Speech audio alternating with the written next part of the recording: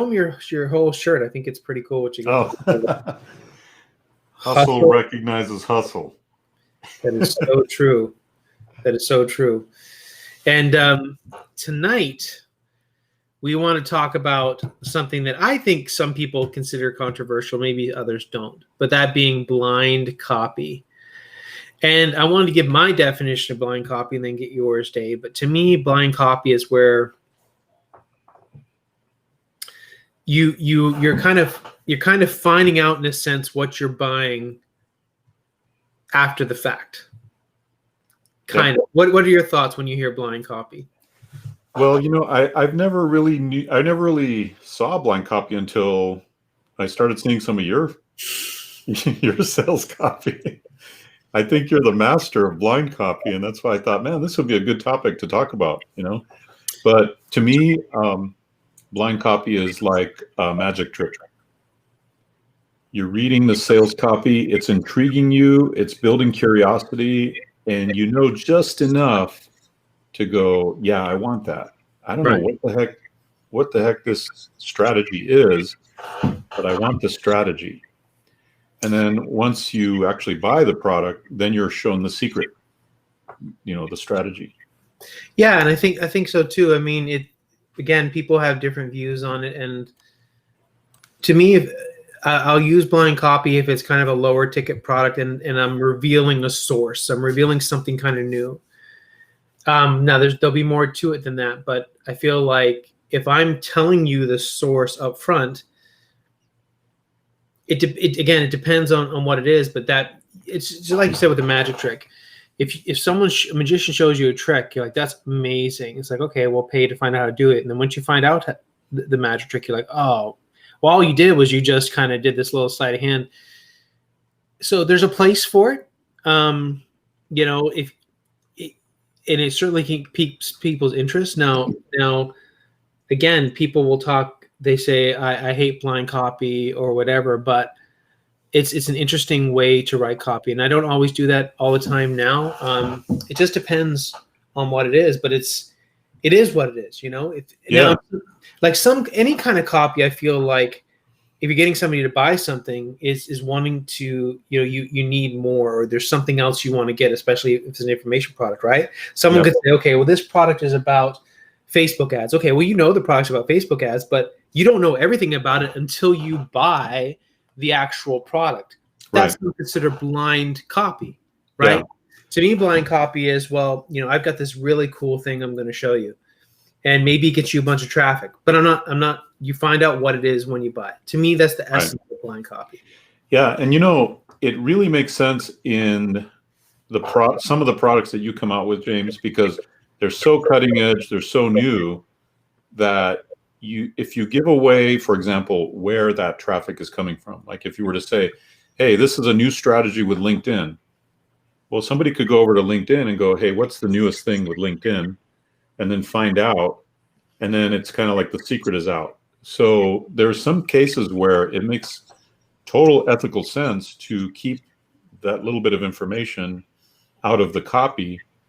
But more importantly, I think what's interesting about blind copy is it's kind of the essence of copy. The essence of copy is, here's the big benefit you want. Do you want it? Once you buy this course, you'll learn how to get that benefit. So I don't think there's anything unethical about it. Although it is, I'm sure, we can talk a little bit about how controversial it might be, especially in the make money online world that we come from, Yeah, and there's levels of it. So, like, for example, when you and I did a product, it was on LinkedIn, and we specified that it was LinkedIn, right? But it still had an essence of blind, because there's a certain point where you need to go further to buy that product to find out the thing. And we started. Now we didn't even necessarily have to say it was LinkedIn, but we did. Right. But then the next step was, well, there was a new functionality of LinkedIn that we didn't talk about. It. That part was blind. But where do you stop? Where is that line? Right. Is it not okay to mention? Is it not okay to mention that it's not? I'm doing double negative here. But is it not okay to not mention LinkedIn? Or you should have mentioned it, but then it's not okay to mention this other part. At what point do you stop? without Right. giving the whole product away. The whole thing away. Yeah. In that particular case with the LinkedIn course, which was only what, 2 or 3 months ago, about 3 months ago, we had something above and beyond just, hey, here's a cool new strategy. Right. We had a killer case study. We had a guy who turned $75 into $90,000, which sounds ridiculous. Which is insane, but it's true. But it's true. And so we were able to more highlight, hey, this isn't just a strategy you can probably go find out about. Here's a specific way this guy turned $75 in ad spend into $90,000 in revenue. So that became what we were selling more than the strategy itself. Because in that case, we could give away that it was LinkedIn, because they could go and go check it out. They could go and kind of maybe figure it out, Google it. What's LinkedIn's newest thing? What's in beta right now? And still not know how to turn $75 into $90,000. Right. So we had this thing that kind of superseded the fact that it was a new strategy. But if all we had was the new strategy and no case study like that, no killer case study like that, then we'd be more private with, where you find the strategy. Yeah. But even when we're private with the strategy, with where you find the strategy, you can still allude to and hint at what kind of benefit they're going to get, what kind of traffic. Like if, let's say that we didn't have this case study, you could still say, hey, this is a traffic source that's normally super expensive, but we found a low cost way to do it. And you never give away the traffic source, but you then sell different benefit points, right? To hit at. I think blind copy is a killer way to get good at sales copy, frankly, because when you're marketing something without really giving it without really telling what it is, you have to work extra hard to focus them on the benefits they're going to get. And yeah, it's interesting. It's interesting, and I go back and forth on how deep you want, and that's like with anything with copywriting or any kind of sales page. How deep do you go? You want people to be excited. Obviously, you want them to get something of value, and that they're going to use a course that really helps them. But there's that fine line with, you want to get people excited. If people are reading your copy and they're not excited to buy, they're not going to buy. And sometimes, depending on what it is, blind copy can get some people excited. Now, other people will say, no, this is blind copy. I can't stand it. It just depends, but it has its place. And it's an interesting style of copy to kind of allude to something. And I think it's interesting to me. People sometimes say, how do you sell this? How do you sell and people just, they know me, they know my products, they buy it. It is what it is. It's a neat thing. It's a challenging thing sometimes. Now this brings up a question in my mind, because blind copy seems very, very well suited to the make money online world that we're in, right? It seems very well suited, but are there other places where blind copy is used or can be used? I'm sure and see, here's the thing. People sometimes have this copy is blind or it's not. Where I see in a lot of copy, there's nuances to it being blind, right? Yeah. So whatever the niche is, it's the health niche, and I had, let's just as an example, or I'm making this on the fly. I have problem with acne or something like that. And I've tried all these things and nothing worked. Well, I have this, it's going to help. It's this. It's still blind. In the end, you're buying something to fix your acne, but you still don't really know what it is. Right. Right. Yep. It could be anything. There's essences of blind to anything, right? I'm going to show you how to make courses. Well, why? There's all kinds of courses on how to make courses. Why are you better? Well, I'm better because, I'm whatever. I found some new way, or I have a cool story, or whatever. Yep. But it's like, but I have some secret ways that I do it, and that you're still not necessarily, when you're selling a course, you're not always just saying, well, here's exactly the 30 modules you're going to get. Some do, but some don't. Is that blind? Right. Yeah. Yeah, you're right. It's actually literally the secret sauce to sales copy. But I think there always needs to be some, especially when you're talking about an information product, there needs to be some mystery to it. Yep. But there's levels of how deep you want to go with it. I think you always need to be as transparent as possible. But if the product is basically revealing something, like revealing a new traffic source, well, then you're not necessarily going to state what that traffic source is, if that's the whole point of why you're buying the product, is to find out what that traffic source is. Exactly. So there's different layers to it, and people are going to always have opinions on it. But it's one neat tactic to have in copywriting, is to have that kind of level of some degree mystery, and some may call that blind copy. Yeah. Yeah. And before we wrap up, I'm curious, what are some of the negative statements made about blind copy? You've probably heard a bunch. Well, I've had some positives. I have sold a lot of products, but no, I mean, because you've sold so many products, you've probably heard a bunch of different, or you're probably very familiar with the main objections to blind copy. Yeah, well, the biggest objection someone would have when they consider the copy blind is that they get the product and they say, well, I didn't like the product because I didn't know what I was getting before I bought it. It kind of sounds kind of funny because, well, yeah, you knew you didn't know what you were getting before you bought it. Right. You're mad when you buy it because you didn't know what you're getting when you bought it. Right. But, it's just some people that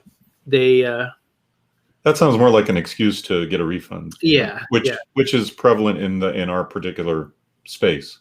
Or if someone says, if I knew it was going to be about this, I wouldn't have bought it.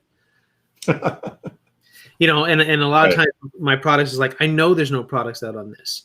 I'm the first one to come out with it, and you're going to tell me that you know everything about this. Whatever. You hear it all. Just like the higher price points your products get, the more at first, like if it's a lower price product, it's something like, I just wasn't satisfied with it. I want my money back. If it's a higher price product, it's like, oh, I've come down with cancer. And I'm sure there's some people that come down with cancer. I'm not saying that's not happening, but it's like when every second refund is you came down with cancer, somebody's lying. Yeah. But anyway, that's some of the things I chuckle about when people want to refund a product. But that's the biggest thing, is that if someone buys from blind copy, they might not be happy when, because they didn't know what they were buying. Yeah. They say they didn't know what they're buying. Again, there's levels to it.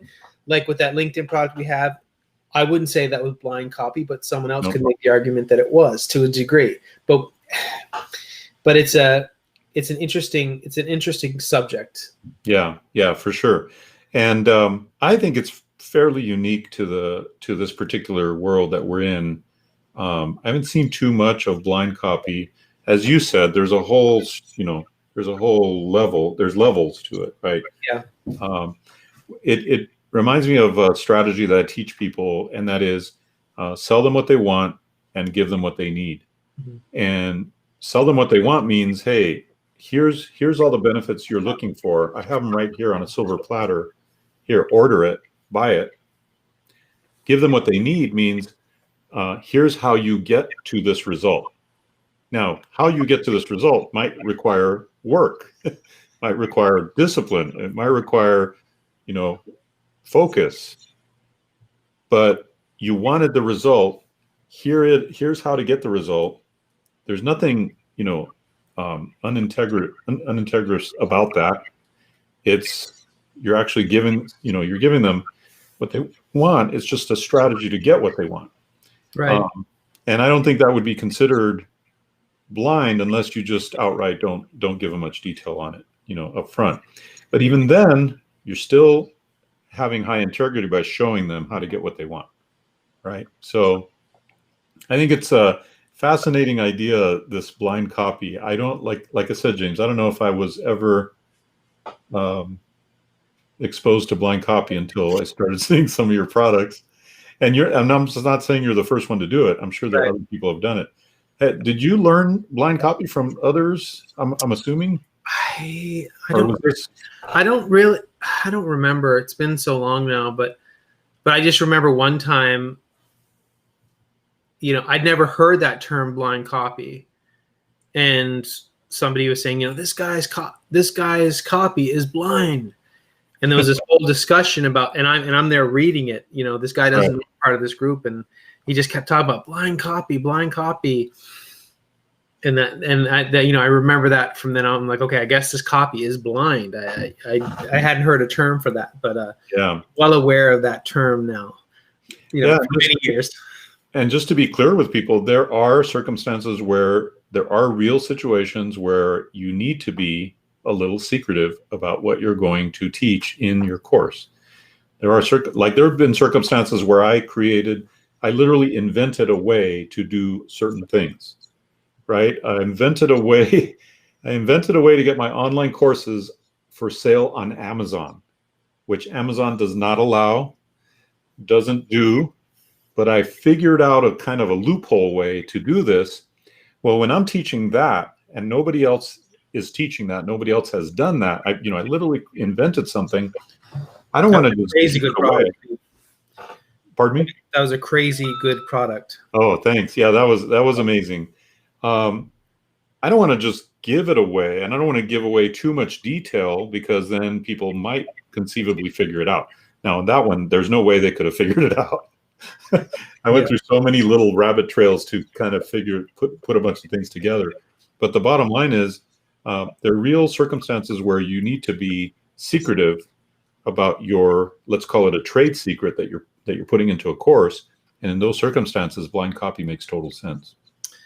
Yeah, it's an interesting topic. You can get deep with copy and the nuances of it, and this is one level of copy. And a lot of people don't realize how deep that world goes, with some copywriters getting paid a lot of money for the words that they're putting on the sales page, and just how important that is. And it's just like anything. It's like politics. It's like, you're talking about sports teams. People have some really deep-rooted opinions on how copy should or shouldn't be.